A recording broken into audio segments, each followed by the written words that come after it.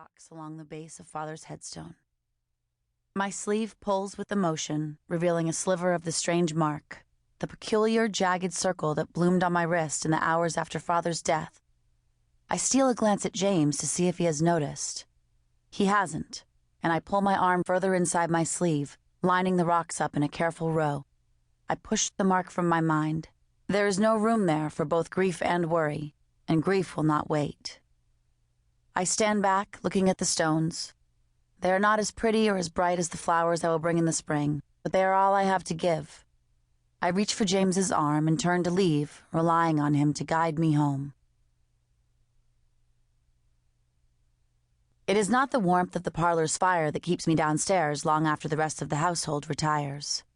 My room has a firebox, as do most of the rooms at Birchwood Manor. No, I sit in the darkened parlor, lit only by the glow of the dying fire, because I do not have the courage to make my way upstairs. Though Father has been dead for 3 days, I have kept myself well occupied. It has been necessary to console Henry, and though Aunt Virginia would have made the arrangements for Father's burial, it seemed only right that I should help take matters in hand. This is what I have been telling myself. But now, in the empty parlor, with only the ticking mantel clock for company, I realize that I have been avoiding this moment when I shall have to make my way up the stairs and past Father's empty chambers. This moment when I shall have to admit he is really gone. I rise quickly, before I lose my nerve, focusing on putting one slippered foot in front of the other as I make my way up the winding staircase and down the hall of the east wing. As I pass Alice's room and then Henry's, my eyes are drawn to the door at the end of the hall, the room that was once my mother's private chamber. The dark room. As little girls, Alice and I spoke of the room in whispers, though I cannot say how we came to call it the dark room. Perhaps it is because in the tall-ceilinged rooms where fires blaze nonstop 9 months out of the year, it is only the uninhabited rooms that are completely dark. Yet even when my mother was alive, the room seemed dark, for it was in this room that she retreated in the months before her death. It was in this room that she seemed to drift further and further away from us. I continue to my room, where I undress and pull on a nightgown.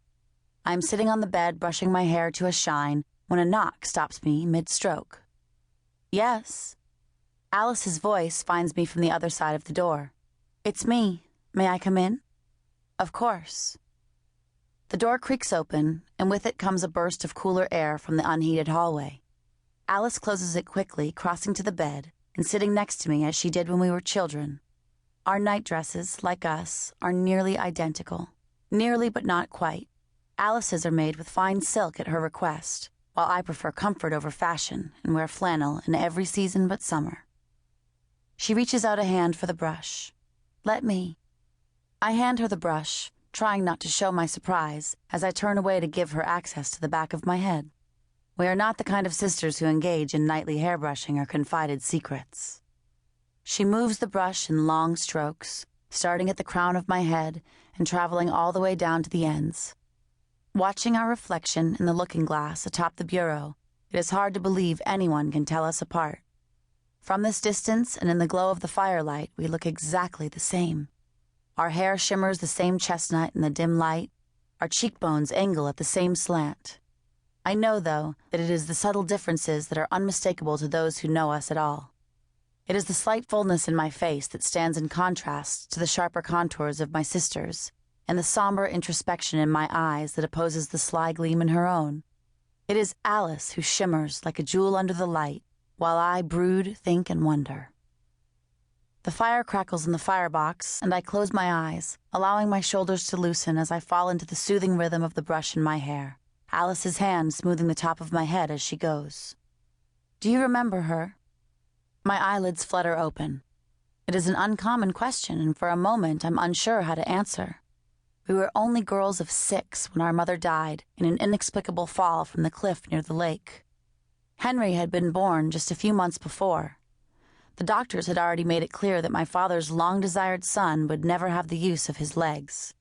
Aunt Virginia always said that Mother was never the same after Henry's birth, and the questions surrounding her death still linger.